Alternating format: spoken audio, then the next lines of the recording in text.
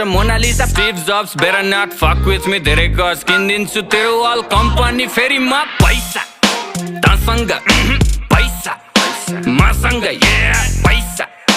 तसँग पैसा मसँग